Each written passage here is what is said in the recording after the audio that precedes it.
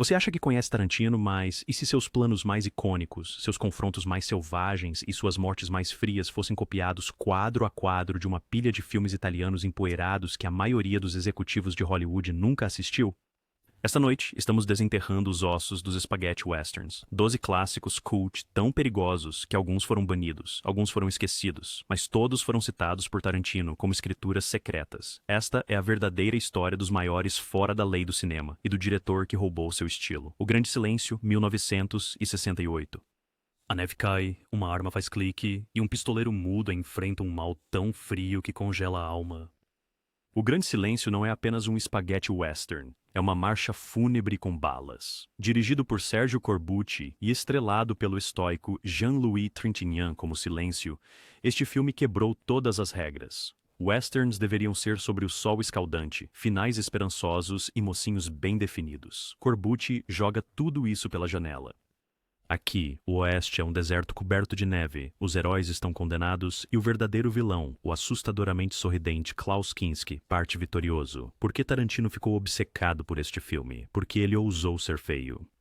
A violência nunca é heróica, apenas desesperada. O final infame, Silêncio, a última esperança, assassinado e jogado fora como lixo, foi tão chocante que os censores italianos exigiram um final feliz alternativo para exportação. O público em Roma se revoltou nas exibições.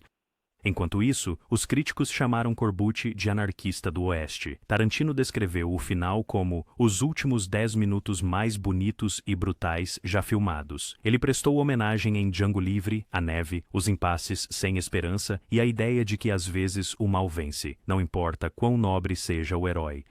Até o codinome Silêncio aparece em Kill Bill. E veja só, disseram ao próprio Corbucci que ele havia arruinado o gênero. Agora sua influência está em toda parte, desde Os Oito Odiados até a redescoberta do anti-herói melancólico por Hollywood. Tarantino não apenas citou Corbucci, ele o ressuscitou. Django, 1966. Imagine um homem coberto de lama, arrastando um caixão por uma cidade, tão morta que cheira a podridão. Dentro, não um cadáver, mas uma metralhadora, poder de fogo suficiente para fazer Deus estremecer. Este é Django, o spaghetti western que abriu caminho, e Tarantino nunca o esqueceu. O Django de Franco Nero não fala muito. Ele deixa que suas ações, brutais e implacáveis, falem por si. Apenas a cena de abertura do filme, uma figura solitária arrastando um caixão, é instantaneamente icônica. Tarantino copiou essa imagem integralmente para Django Livre, até a lama e a violência esmagadora. Mas não foi só a aparência. Django era tão violentamente exagerado, tão alegremente selvagem, que foi banido na Grã-Bretanha por décadas. A imprensa italiana o rotulou de moralmente falido. Crianças entravam escondidas nos cinemas, pais escreviam cartas furiosas. Mais os números de bilheteria, nas alturas. Este foi o filme que convenceu os produtores de que você poderia fazer um faroeste com nada além de coragem, sujeira e um herói que mal sobreviveu à sua própria história. Nos bastidores, Corbucci e Nero discutiram sobre quão implacável Django deveria ser. Corbucci queria que ele fosse meio anjo, meio diabo. Nero? Apenas faça o imparável. O resultado? Um herói por quem você torce, mas nunca confia. Tarantino, sempre o colecionador, prestou homenagem no tiroteio sangrento na igreja de Django Livre. O próprio Franco Nero aparece em uma participação especial, passando um manto e um copo de uísque para Jamie Foxx. Críticos chamam isso de o aperto de mão cinematográfico mais explícito da história do cinema. Sem Django, os faroestes de Tarantino seriam só latido, sem mordida. Por um punhado de dólares, 1964. Era uma vez, os faroestes estavam morrendo, desgastados e entediantes. Então vieram Sergio Leone, Clint Eastwood e uma pilha de corpos. De repente, todos em Hollywood estavam semicerrando os olhos e suando. Por um punhado de dólares, não apenas inventou o Homem Sem Nome, inventou o confronto cinematográfico. Os zooms de Leone, a ameaça silenciosa de Eastwood, a trilha sonora assobiada de Morricone. Tarantino levantou esses elementos cena por cena. O duelo a três, direto para cães de aluguel. As explosões súbitas de violência intercaladas com momentos de silêncio, esse é todo o ritmo de Tarantino em Pulp Fiction. Mas aqui está a reviravolta. O filme de Leone era em si uma cópia, quase um plágio de Yojimbo de Kurosawa. Kurosawa processou, ganhou e obteve uma porcentagem dos lucros. Eastwood, por sua vez, usou suas próprias roupas no set e foi pago uma fração do que John Wayne ganhava por um único dia de trabalho. Mas o sucesso do filme explodiu pela Europa e pelos Estados Unidos. transformando Eastwood em uma estrela e Leone em um rei. Tarantino uma vez chamou o filme de "o filme que me ensinou que tensão é tudo". Ele copiou a edição, os closes nos olhos, os dedos se contraindo, a poeira pairando ao sol. Leone, por sua vez, achou as homenagens de Tarantino engraçadas, mas um pouco exageradas. O impacto, Hollywood começou a aprovar todos os roteiros de faroeste estranhos e violentos que conseguia encontrar, criando um gênero e uma lenda. Era uma vez no Oeste, 1968. Se os faroestes são sobre esperar pela violência, Era uma vez no Oeste, de Sergio Leone, é uma aula magistral em esperar por uma violência tão tensa que você começa a suar através da pipoca. A abertura do filme, com 3 pistoleiros, um moinho de vento rangendo e nada além do som de uma mosca, dura mais de 10 minutos. Leone estica o tempo até ele se romper. Então, Henry Fonda, amado herói de Hollywood, surge como um vilão assassino de crianças. O público ficou chocado. Fonda hesitou em aceitar o papel. Leone disse a ele: "Se você não fizer isso, vou chamar James Stewart e ele matará o menino." Fonda cedeu e uma lenda nasceu. Tarantino ama tanto essa sequência que copiou toda a estrutura para o clímax no aeroporto de Jackie Brown. Cortes alternados, olhares nervosos, confrontos silenciosos, ele até empresta o motivo ecoante da harmônica em suas próprias trilhas sonoras. O truque de Leone é fazer você esperar pela violência, depois tornar a violência poética. Os críticos estavam divididos. Alguns chamaram de genialidade operática, outros bobagem autoindulgente. O estúdio americano exigiu que cenas fossem cortadas, transformando o épico de Leone em um fracasso de bilheteria. Mas a versão sem cortes se tornou uma lenda cult. A assombrosa harmônica de Morricone se tornou o padrão ouro para a tensão musical. No final, Tarantino não apenas pegou o emprestado de Leone, ele construiu todo o seu estilo de suspense gradual com base neste épico, até mesmo no título de Era uma Vez em Hollywood.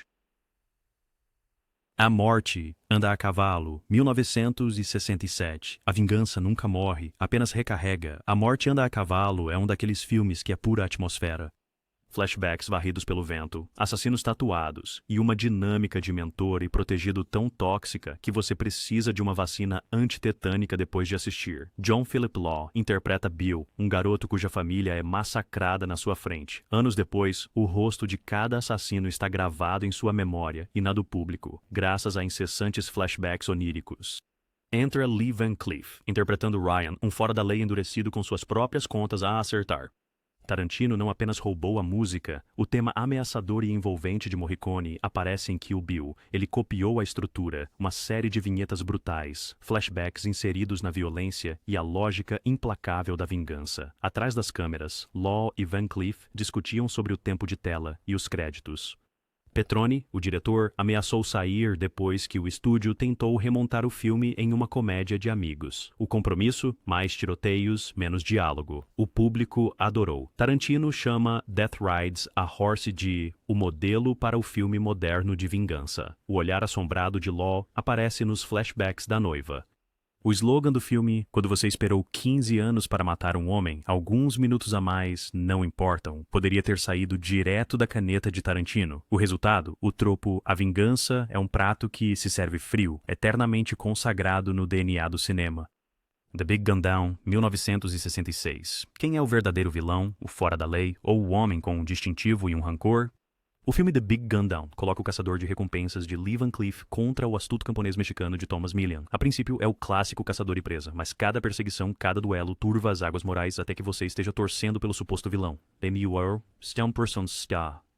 Tarantino viu isso como uma revelação. Eu queria que meu público torcesse pelo fora da lei, assim como Sollima me fez fazer. Ele confessou. A trilha sonora de Morricone, cheia de guitarras chorosas e harmonias sinistras, era tão boa que Tarantino a sampleou diretamente para a sequência de anime de Kill Bill. Ele até imitou a edição. Cortes abruptos, zooms nervosos, violência que irrompe como uma enxaqueca.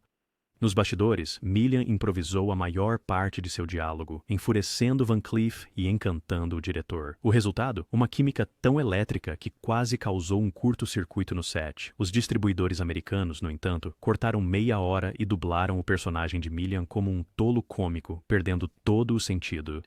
Críticos europeus elogiaram. O público dos Estados Unidos recebeu a versão diluída, mas o legado do filme perdura. Tarantino não apenas citou The Big Gun Down, ele construiu personagens inteiros com base em sua ambiguidade moral. Toda vez que você vê um vilão de Tarantino, que pode ser o vilão herói ou vice-versa, você está vendo a influência de Sollima quadro a quadro. Face a Face, 1967. O que acontece quando um professor gentil descobre que a violência é a única lição que permanece? Você tem um western spaghetti que é mais inteligente e sombrio do que a maioria das palestras universitárias. Jean-Marie Volonté estrela como Brad Fletcher, um professor intelectual que vai para o oeste para curar sua tuberculose e, em vez disso, se torna o cérebro por trás de uma gangue impiedosa. A reviravolta, a transformação de Fletcher é psicológica. Ele não apenas pega uma arma, ele manipula todos ao seu redor, superando e depois superando seu próprio mentor. Tarantino chamou a atuação de Volonté de a metamorfose mais assustadora da história do western. Você vê ecos de Fletcher em Hans Landa, Calvin Candy e até Bill, vilões que sorriem, tramam e seduzem antes de matar. A produção foi um caos. Volonté exigia reescritas intermináveis, discutindo com o diretor Sollima sobre cada cena. Membros da equipe afirmaram que ele permanecia no personagem, aterrorizando figurantes e antagonizando coestrelas. O resultado, um filme tão perturbador que os críticos não conseguiam decidir se era brilhante ou insano. Após o seu lançamento, os censores italianos cortaram cenas por ambiguidade moral. No entanto, o público adorou, tornando Volonté um ícone anti-herói e garantindo que o vilão gênio do mal se tornasse um marco no western. Para Tarantino, Face to Face é a prova definitiva de que a inteligência vence as balas, pelo menos até o último rolo. Companheiros. Se a revolução é caos, então, companheiros, é caos com uma espingarda, um falcão de estimação e um faro para dinamite. Sergio Corbucci retornou ao gênero que ajudou a definir com um filme que é parte comédia de amigos, parte banho de sangue e totalmente irreverente. Franco Nero interpreta o mercenário Jodlaf Pettersson, sim, um sueco com um revólver, enquanto Thomas Millian é o bandido com uma causa. Sua aliança instável, cheia de traições, duplas cruzes e travessuras explosivas foi puro ouro para Tarantino, que mais tarde recriou essa dinâmica de dupla improvável em Django Livre. Jack Palance, como o vilão fumante de erva, era tão descontrolado que até Corbucci admitiu que não conseguia controlar a atuação. Palance supostamente improvisou sua persona obcecada por pássaros, levando a um caos no set e a uma aposta entre a equipe sobre quantas cenas seu falcão iria interromper. A trilha sonora animada de Morricone, com assobios e guitarras espanholas, é citada diretamente em Jack Brown. Enquanto isso, a sátira política do filme, generais corruptos, revolucionários traiçoeiros, ultrapassaram limites. Os censores italianos se preocuparam com o tom anti-americano, enquanto Corbucci deu de ombros. Se eles não estão rindo, já estão mortos. Tarantino elogiou Companheiros por sua mistura de tiroteios e humor negro. As consequências, o faroeste de amigos e a ideia de que a revolução poderia ser tão engraçada quanto sangrenta. Cemitério Sem Cruzes, 1969. Nenhuma boa ação fica sem punição. E em Cemitério Sem Cruzes, a vingança é um bilhete só de ida para o inferno. O único western de Robert Hossein é todo atmosfera, paisagens vazias, passos ecoando e a lenta e doentia escalada para a violência. O filme é quase silencioso, deixando que os visuais sombrios falem por si. Cada cena exala temor, especialmente a infame cena do jantar onde a heroína é forçada a comer com os assassinos de sua família. Tarantino adora este filme. A sequência do jantar é referenciada diretamente em Kill Bill Volume 2, e o trailer empoeirado de Bud também é uma homenagem às cidades fantasmas desoladas de Hossein. A filosofia do filme, a justiça, está morta. Tudo o que resta é vingança. Nos bastidores, Hossein era um perfeccionista. Ele obrigou os atores a comer comida realmente estragada para a autenticidade. Vários quase vomitaram na câmera. Críticos franceses aclamaram o filme como um western existencial, enquanto o público italiano ficou enjoado, mas cativado. Os Estados Unidos mal o lançaram, temendo que o público não o entendesse. Mas nas mãos de Tarantino, o filme ganhou nova vida. Ele o exibiu para o elenco e a equipe, chamando-o de o western que prova que menos é mais, exceto quando se trata de vingança. Hoje é o modelo para todo drama moderno de assassino silencioso. Dia de Ira, 1967. Confia no seu mentor? Em Dia de Ira, você está pedindo problemas e provavelmente uma bala. Juliano Gemma Scott é o azarão definitivo, um garoto de estábulo intimidado por toda a cidade. Entra Lee Van Cleef como Taube, um pistoleiro oferecendo salvação por um preço. O que começa como uma montagem de treinamento rapidamente se torna um pesadelo quando Scott percebe que seu herói é um sociopata manipulador. Tarantino roubou esse relacionamento para Bree de Kill Bill. E Pai Mei. E até a sequência em câmera lenta descendo a rua aparece em Era Uma Vez em Hollywood. O filme inverte o clichê do mentor do faroeste. As lições de Taube são brutais. O mundo não se importa se você vive ou morre, garoto. Nem eu. Van Cleef, agora uma superestrela, exigiu reescritas para tornar seu personagem mais ameaçador. O diretor, Tonino Valéria, atendeu e o niilismo do filme chocou os censores. Críticos chamaram-no de um western onde crescer significa se tornar seu próprio pior inimigo. Adolescentes italianos idolatravam Gemma. Hollywood tomou nota da presença gelada de Van Cleef.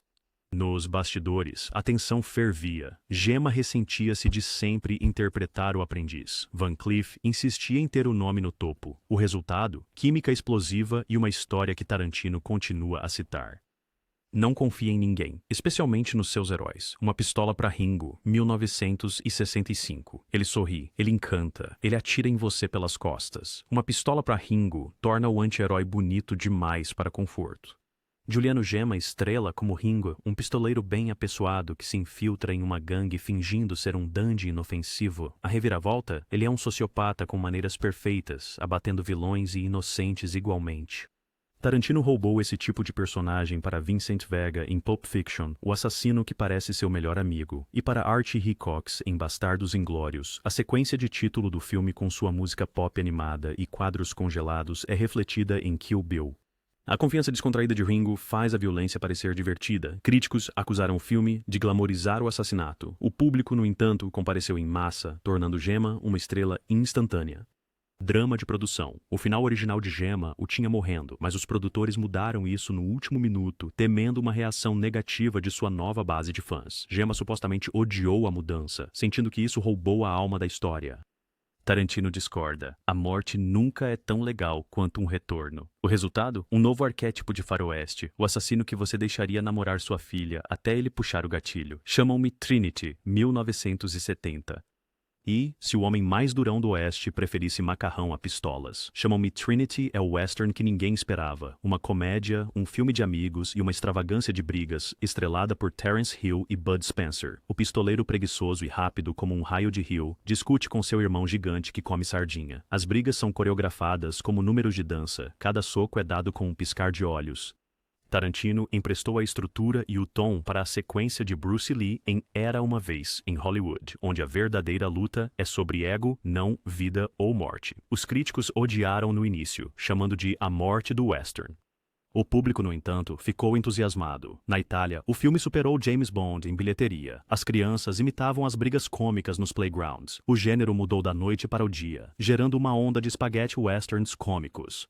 Nos bastidores, Hill improvisava a maioria de suas piadas, enlouquecendo os diretores. Spencer, um ex-nadador olímpico, quebrou tantos adereços que a equipe perdeu a conta. O segredo de Hill, ele fazia suas próprias acrobacias descalço, nada menos. Tarantino chamou o filme de gênio sorrateiro, prova de que até tiroteios podem ser engraçados. O legado? Riso e violência lado a lado e um lembrete para nunca subestimar o azarão. Então, da próxima vez que você vir a câmera de Tarantino demorar em um tiroteio na neve, um assassino sorridente ou um confronto que estica os nervos até o ponto de ruptura, lembre-se de que não são apenas homenagens, são cartas de amor a uma esquecida e feroz raça de cinema. Qual spaghetti western você ressuscitaria por a tela grande? Ou é mais divertido ver Tarantino roubar dos melhores quadro a quadro?